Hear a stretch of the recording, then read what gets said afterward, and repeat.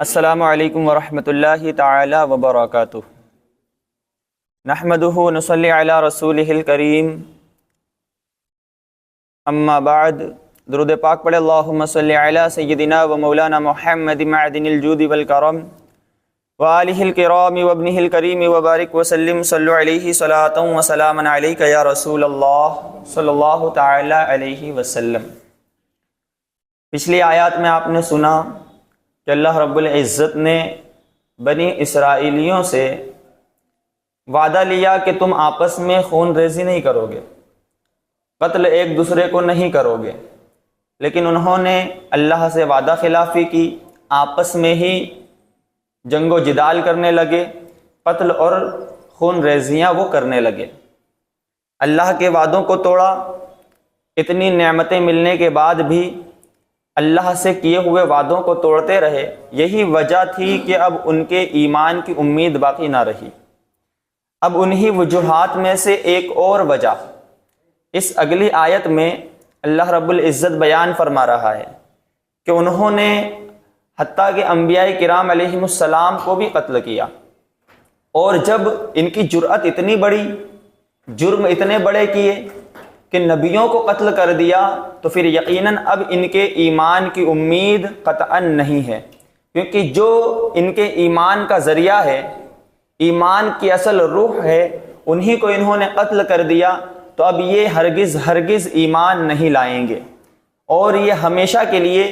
جہنم میں ابدی ٹھکانے میں چلے جائیں گے، اور اسی میں ہمیشہ رہیں گے۔ اور اس سے پہلے اللہ کریم نے ایک اور نعمت کا ذکر فرمایا کہ اللہ نے بنی اسرائیل پر ہزاروں نعمتیں نازل فرمائی، لیکن دیکھو ان کے ایمان کے لیے، انہیں صحیح راستے پر گامزن رکھنے کے لیے، صراط مستقیم پر چلانے کے لیے اللہ نے ان کے کئی سارے ان کے لیے انبیاء کرام کو بھیجا۔ حضرت موسیٰ علیہ السلام جب تشریف لائے، اللہ نے انہیں کتاب بھی عطا فرمائی۔ کتاب کے بعد میں صرف کتاب پر اکتفا نہیں کیا، اللہ نے موسیٰ علیہ السلام کے بعد بنی اسرائیل کی ہدایت کے لیے 4000 نبیوں کو بھیجا ہے، 4000 نبیوں کو بنی اسرائیل کی ہدایت کے لیے، لیکن یہ اتنے بدبخت تھے کہ انہوں نے نبیوں کو ہی قتل کر دیا، نبیوں کو قتل کیا۔ حضرت شعیب علیہ السلام، زکریا علیہ السلام، یحییٰ علیہ السلام، ایسے جلیل القدر انبیاء کو یہ قتل کر گئے، اور پھر جب انہوں نے قتل کیا تو جب نبیوں ہی کو قتل کر دیا تو یقیناً اب یہ ایمان لانے والے ہرگز نہیں ہو سکتے، اور پھر جو نبی آتا اس کی جان کے دشمن بن جاتے، حتیٰ کہ اللہ کریم نے سب سے اخیر میں حضرت عیسیٰ علیہ السلام کو مبعوث فرمایا۔ اور پھر ان کے قتل کی وجہ کیا تھی؟ انہیں ایسا لگتا تھا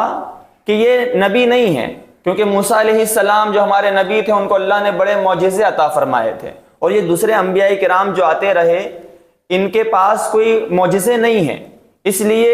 انہیں شک ہوتا اور یہ انہیں قتل کر دیتے۔ حالانکہ یہ ان کی کم عقلی تھی، اللہ کریم نے ان کے درمیان حضرت عیسیٰ علیہ السلام کو مبعوث فرمایا۔ عیسیٰ علیہ السلام کی ذات وہ ہے جو سراپا معجزہ بنا کر بھیجی۔ آپ کا پورا جسم معجزہ، اگر آپ کسی مرض والے پر ہاتھ رکھ دیں تو اسے شفا مل جائے، اندھوں کو اخیارہ کر دیں،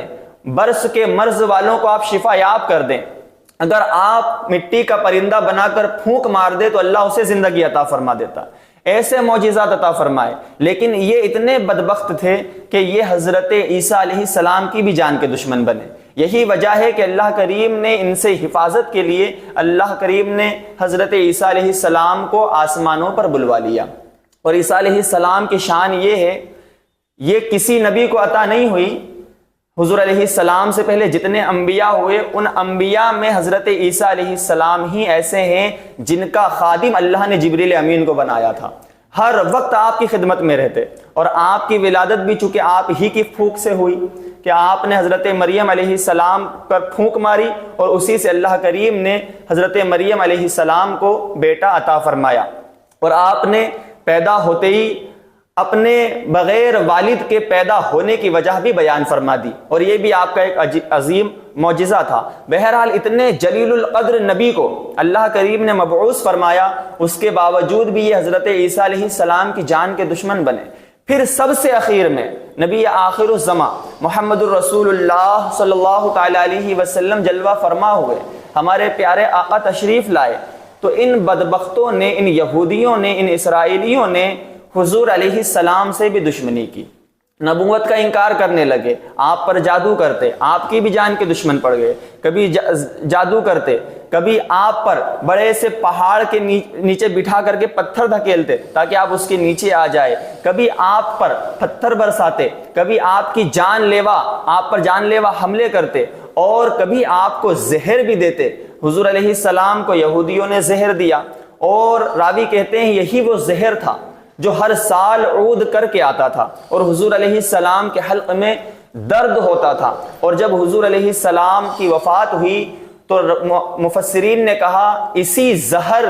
کے عود کرنے کی بنا پر اللہ کریم نے ذریعہ اسی کو بنایا، اسی زہر کی وجہ سے حضور علیہ السلام بھی اس دنیا سے تشریف لے گئے۔ تو انہوں نے تمام انبیاء کی جان کے دشمن بنے اور سب کے پیچھے پڑے رہے، اور انہوں نے اسلام کو اور دین کو اور ایمان کو قبول نہیں کیا۔ تو اب ایسے لوگوں کے ایمان کی کیا امید ہو سکتی ہے؟ یہ وہی ہیں کہ اتنے نبیوں کی تبلیغ کو بھی انہوں نے اپنے دل میں نہ بسایا، اور یہ ہمیشہ ہمیش کے لیے جہنمی بنتے چلے گئے۔ اللہ کریم اس آیت کریمہ میں بیان فرماتا ہے،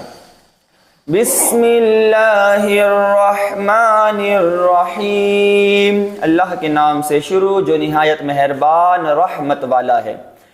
وَلَقَدْ آتَيْنَا مُوسَى الْكِتَابَ وَقَفَّيْنَا مِن بَعْدِهِ بِالرُّسُلِ، اور بے شک ہم نے موسیٰ کو کتاب عطا کی اور اس کے بعد پے در پے رسول بھیجے۔ اب مسلمانوں، اللہ کریم نے یہاں فرمایا کہ بے شک ہم نے موسیٰ کو کتاب عطا کی، لیکن اگر آپ قرآن کا ذکر سنیں گے، آپ سنتے بھی ہیں، تو کیا سنتے ہیں کہ اللہ نے قرآن نازل فرمایا، یہی لفظ قرآن کے ساتھ نازل ہونے کے الفاظ آتے ہیں، لیکن یہاں توریت کا ذکر، اور کتاب سے مراد توریت ہے، تو توریت کا ذکر ہوا تو اللہ فرماتا ہے ہم نے موسیٰ کو کتاب عطا فرمائی۔ تو مطلب کیا ہوا؟ قرآن مجید ایک بار میں نازل نہیں ہوا، وہ ضرورت کے مطابق تھوڑا تھوڑا نازل ہوتا رہا، 23 سال کے عرصے میں مکمل ہوا۔ لیکن یہاں پر اللہ نے موسیٰ علیہ السلام کو ایک ہی بار میں کتاب نازل فرما دی تھی، اس لیے فرمایا کہ ہم نے موسیٰ کو کتاب عطا کی۔ اور جب اللہ نے اس کتاب کو عطا کیا تو موسیٰ علیہ السلام اس کتاب کو آپ اٹھا نہیں پا رہے تھے، اتنی وزنی وہ کتاب، وہ جو صحیفے اللہ نے عطا فرمائے، اب اللہ نے پھر اس کی ہر آیت کو اٹھانے کے لیے فرشتوں کا نزول فرمایا۔ وہ فرشتے بھی جب اٹھانے لگے تو فرشتوں سے بھی وہ آیات نہیں اٹھی، پھر اللہ نے اس کے ہر حرف کو اٹھانے کے لیے فرشتوں کو بھیجا، یعنی ایک حرف کو ایک فرشتہ اٹھائے، لیکن اس کے باوجود بھی فرشتے بھی نہ اٹھا سکے۔ یہ اللہ نے اس لیے کیا تاکہ اس توریت کی عظمت و شان بلند ہو جائے اور ظاہر ہو جائے کہ اللہ کا یہ مقدس کلام ہے۔ پھر اللہ نے اپنی قدرت سے توریت کے ان صحیفوں کو ہلکا کیا، اور پھر موسیٰ علیہ السلام اٹھا کر کے اپنی قوم کے پاس لائے، جس کا ذکر آپ پیچھے سماعت کر چکے ہیں۔ پھر اللہ نے فرمایا کہ پے در پے ہم نے انبیاء اور رسول کو بھیجا، کس لیے؟ ان بنی اسرائیلیوں کی تبلیغ کے لیے۔ اچھا، یہاں پر دیکھیں، جو نبی امت کی طرف تشریف لاتا ہے اور صرف وہ احکام کی تبلیغ کے لیے آئے تو اسے نبی کہتے ہیں، اور جو کوئی نئی کتاب یا پرانی کتاب، یعنی جیسے مثال کے طور پہ موسیٰ علیہ السلام کو توریت نازل ہوئی، اس کے بعد کئی سارے انبیاء کرام آئے اور وہ توریت ہی کے احکام لوگوں تک پہنچاتے رہے، یعنی اسی کتاب پر وہ بھی عمل کرتے، اسی احکام کی تبلیغ لوگوں کے سامنے پیش فرماتے، اسی کتاب کا درس دیتے، اور اس کتاب میں یعنی توریت میں اگر کوئی کمی زیادتی یہ لوگ کر بیٹھتے تو یہ آنے والے انبیاء کرام اسے درست فرما دیتے اور لوگوں کے سامنے صحیح اللہ کا کلام پیش فرماتے۔ یعنی ان انبیاء کرام نے وہی تبلیغ کی جو موسیٰ علیہ السلام تبلیغ کر کے گئے تھے۔ تو اب جو پرانی کتاب یا کوئی نئی کتاب لے کر کے آئے تو اسے رسول کہتے ہیں۔ رسول، اور رسول کی جمع رسول ہے، یعنی ایک کو رسول کہیں گے اور ایک سے زیادہ کو رسول کہا جاتا ہے۔ تو کئی سارے رسول آئے، فرمایا کہ نبیوں کی تعداد جو اللہ کے احکام کی تبلیغ کرتے ہیں وہ 1,24,000 کم و بیش ہیں، اور رسولوں کی تعداد 313 کم و بیش ہے، یعنی جن کے پاس صحیفے یا کوئی کتاب بھی رہی، نبوت تو سب کے پاس رہی، لیکن ہر نبی رسول نہیں ہوتا، لیکن ہر رسول نبی ضرور ہوتا ہے۔ تو 313 تعداد وہ رہی جو رسول بھی رہی، یعنی رسول رہی اور ان کے پاس کوئی کتاب یا کوئی صحیفہ ضرور رہا، اور جن کے پاس اللہ کی کتاب کے ساتھ نئی شریعت لے کر کے وہ آئے تو انہیں مرسل کہا جاتا ہے۔ اور یہ 4 ہیں، حضرت موسیٰ علیہ السلام، حضرت داؤد علیہ السلام، حضرت عیسیٰ علیہ السلام، اور جناب احمد مجتبیٰ محمد الرسول اللہ صلی اللہ تعالیٰ علیہ وسلم، کہ 4 آسمانی کتابوں کے ساتھ یہ نئی شریعتیں لوگوں کے پاس لے کر کے آئے، اس لیے انہیں مرسل بھی کہا جاتا ہے۔ ان کی تعداد 4 ہے۔ تو اب اللہ نے فرمایا کہ ہم نے پے در پے رسول بھیجے، کس لیے؟ تبلیغ کے لیے۔ وَآتَيْنَا عِيسَى ابْنَ مَرْيَمَ الْبَيِّنَاتِ وَأَيَّدْنَاهُ بِالرُّوحِ الْقُدُسِ، اور ہم نے عیسیٰ ابن مریم کو کھلی نشانیاں عطا فرمائی اور پاک روح کے ذریعے ان کی مدد کی۔ اب یہاں پر اللہ کریم نے کسی نبی کے لیے اس کی ولدیت کی طرف منسوب نہیں کیا، یعنی کسی کو بھی باپ کی طرف منسوب کر کے قرآن میں نہیں پکارا، لیکن حضرت عیسیٰ کا ذکر فرمایا تو ان کی والدہ کا ذکر ضرور فرمایا، تاکہ یہاں لوگوں پر واضح ہو جائے کہ حضرت عیسیٰ علیہ السلام بغیر باپ کے پیدا فرمائے گئے، اور یہ ان کا ایک عظیم معجزہ تھا، اس لیے خاص طور پر ان کی والدہ کی طرف ان کی نسبت کی گئی اور حضرت مریم کا ذکر فرمایا، اور پھر فرمایا کہ انہیں کھلی نشانیاں عطا فرمائی، انہیں معجزات عطا فرمائے، ان کو سراپا معجزہ بنا کر کے بھیجا۔ اور ان کی ایک خوبی یہ تھی وَأَيَّدْنَاهُ بِالرُّوحِ الْقُدُسِ، کہ حضرت جبریل امین کے ذریعے سے پاک روح، روح القدس کہتے ہیں پاک روح کو، اور اس سے مراد جبریل امین ہے۔ تو کہا کہ جبریل امین کے ذریعے سے ہم نے ان کی مدد کی۔ کیسے مدد کی؟ کہ ان کا خادم ہی ہم نے جبریل کو بنا دیا، کہ اگر وہ سفر میں ہیں تو بھی جبریل ساتھ ہے، حضر میں ہیں تو بھی جبریل ساتھ ہے، کوئی کام کرتے ہیں تو بھی جبریل ساتھ ہے، حتیٰ کہ جب اللہ نے آسمانوں پر اٹھایا تو آسمانوں پر لے جانے والے بھی جبریل امین ہیں۔ ایک خادم خاص جبریل امین کو اللہ کریم نے بنا دیا۔ أَفَكُلَّمَا جَاءَكُمْ رَسُولٌ بِمَا لَا تَهْوَىٰ أَنفُسُكُمُ اسْتَكْبَرْتُمْ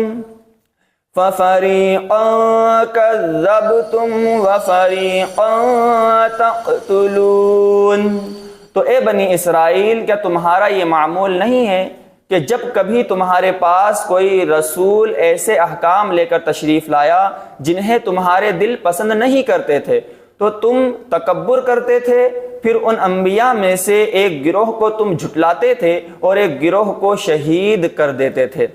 اللہ نے یہاں پر سب سے پہلے تو اپنی نعمتوں کا ذکر فرمایا کہ تمہارے ایمان کے لیے اتنے نبیوں کو بھیجا، اتنی کتابوں کو نازل فرمایا، پھر بھی تم ایمان نہیں لائے۔ اور پھر اللہ کریم نے تمہارے پاس جب رسولوں کو بھیجا تو چاہیے تھا کہ تم قبول کر لیتے، انہیں اللہ کا نبی مانتے، رسول مانتے، مرسل مانتے، لیکن تم نے ایسا بھی نہیں کیا اور تم تکبر میں بھرے رہے، ان سے تکبر کرنے لگے، ان کو جھٹلانے لگے، ان کا انکار کرنے لگے، اور حتیٰ کہ تم نے انہیں قتل تک کر دیا۔ تو جو نبیوں کو قتل کر دے تو پھر یقیناً اس کے ایمان کی امید اب قطعاً باقی نہیں رہتی۔ تو مسلمانوں، یہ ان کا ایک اور جرم جو اللہ نے پچھلی آیت میں بھی ذکر فرمایا اور پھر یہاں اللہ نے نعمتوں کے ساتھ پھر ذکر فرمایا، تو اس سے سمجھ میں کیا آیا کہ جو نبی کا گستاخ ہو، قاتل ہو، وہ ایمان سے ہمیشہ محروم رہتا ہے، اور جو نبی کا ادبدار ہو اور ان سے محبت رکھے، ان کو اپنا نبی جان لے، تو اللہ کریم ان کے دلوں میں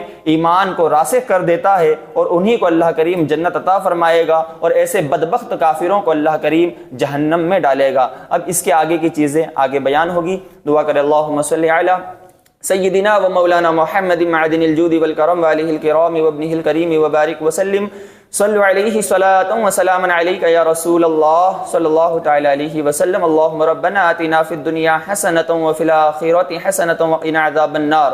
وصلی اللہ تعالی علی خیر خلقہ ونور عرشہ محمد وعلی آلہ واصحابہ اجمعین برحمتک یا ارحم الراحمین۔